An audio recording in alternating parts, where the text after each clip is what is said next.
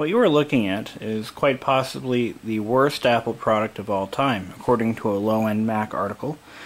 The Powerbook 5300C was plagued with design flaws, ranging from battery fires, motherboard failures, plastic housing fractures and cracks, screen hinge failures, and design lemitations. Specifically, the hot swap bay cannot accommodate a CD-ROM drive.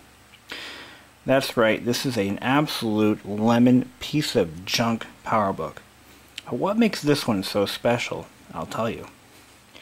Because the product was so bad and received such horrible publicity due to the fires and other failures, Apple issued a repair extension program and didn't really specify the end date. What this meant was, if you had one that was out of warranty, Apple would gladly repair it for you. You take the machine back, they replace all the plastics, or any plastics that show signs of failure, a new logic board, and a new battery if that needed to be done. However, because Apple never specified a cutoff date, a good friend of mine actually decided to test the limits of Cupertino. He had one of these. This was his machine. He had sold it to me just recently. This particular machine he found in the landfill, I believe, in about 2002. And it had all of the problems that I had mentioned earlier, well, except for the battery fire, because those were corrected at the factory level by using a nickel metal hydride battery versus a lithium-ion. Anyway, so what he did was he contacted Apple several times, and they continuously denied his claim because the machine was already about 7 years old.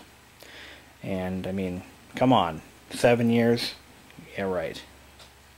Well, eventually he pissed them off enough, and they gladly accepted the machine, which had a broken screen as a result of customer abuse. And they completely rebuilt it from top to bottom. New motherboard, new plastics, and I believe a new battery too. That's right, all new parts, new old stock. And I have proof. Here is the repair slip, proof of repair from Apple. And it goes on and on about how they fixed it and how awesome they are. And here it is. Here's the serial number. Where is it? There it is. The date, 6/26/2002. And, yeah, new logic board. Which actually, the one they ended up installing was faster than the original. New plastic components and a new rear door. So, what does that make this? How does that make this a special machine? Well, turns out this was the very last 5300C ever to be refurbished by Apple. And it's sitting right here in front of me. Because after he fought tooth and nail to have this one rebuilt, Apple completely shut down the program.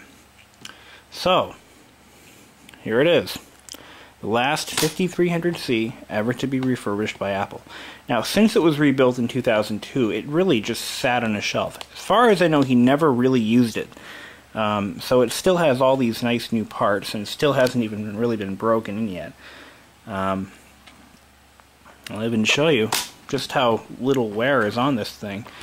There's a couple of scratches from being in storage, but there are no real wear marks anywhere on this machine. The back is still nice and clean. I did put some Armor All on it, but, you know, I mean, really, it's like new. Everything works. Everything is clean. You look at these feet, and they're not worn flat. So that is a good indicator of how little it was used. And this is the serial number sticker from the old bottom case. As you can see, it was taken off and reapplied. Now, about the broken screen. Because that wasn't part of the repair extension, and that was obviously abuse, he had to replace it himself. So, other than that, he got a new machine for free. Let's turn it on. There's some smudges on the screen, but I'll clean that up. This runs a 603E processor at 100 megahertz and has 48 megabytes of RAM installed. It's actually quite quick. I believe it's running OS 7, some flavor of OS 7, which is perfectly fine with me. My plan with this machine is to load it up with all my software and games and everything, typical Mac build that I do on my laptops.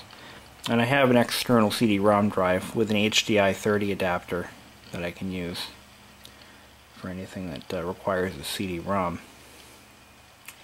But this is a very similar housing to the 1400 I have here, except the 1400 has the drive bays in the front, which is fairly unique. And I think it has a floppy drive. No, it doesn't. It uses a multi-bay for the floppy drive too. And we can compare that case to the Powerbook 170, which is basically the very first Powerbook series.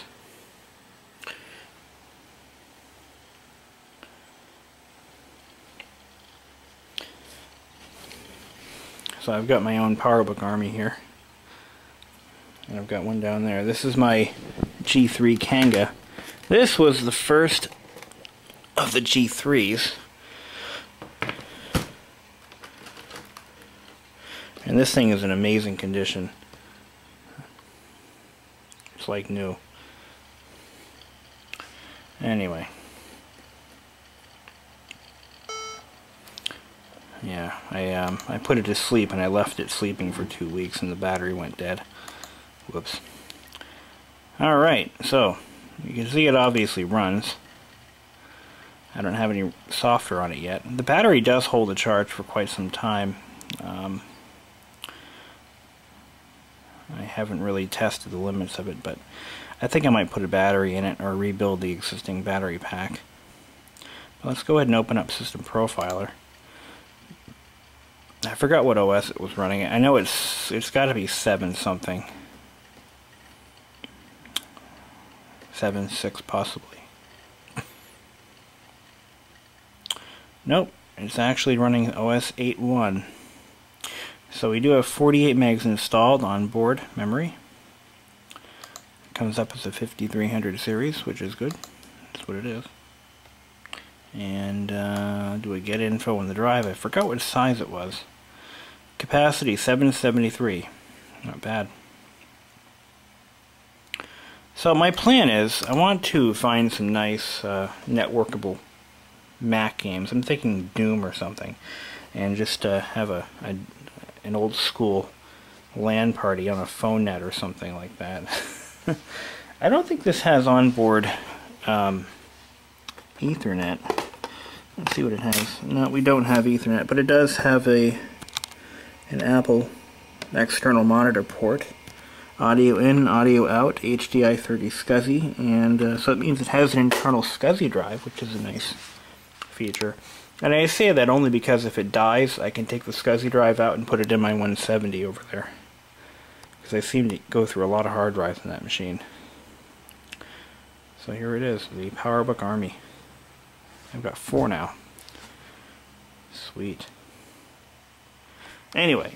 So as I said before, it does have a multi-bay. This is good for a zip drive, a battery, or I think there were some other options that could be stuffed in there. And of course the electronic eject, whatchamacallit, Whoosy port, PCMCAA. Well, that's it for now. When I load it up with some games, maybe I'll do some more reviews on it. Until then.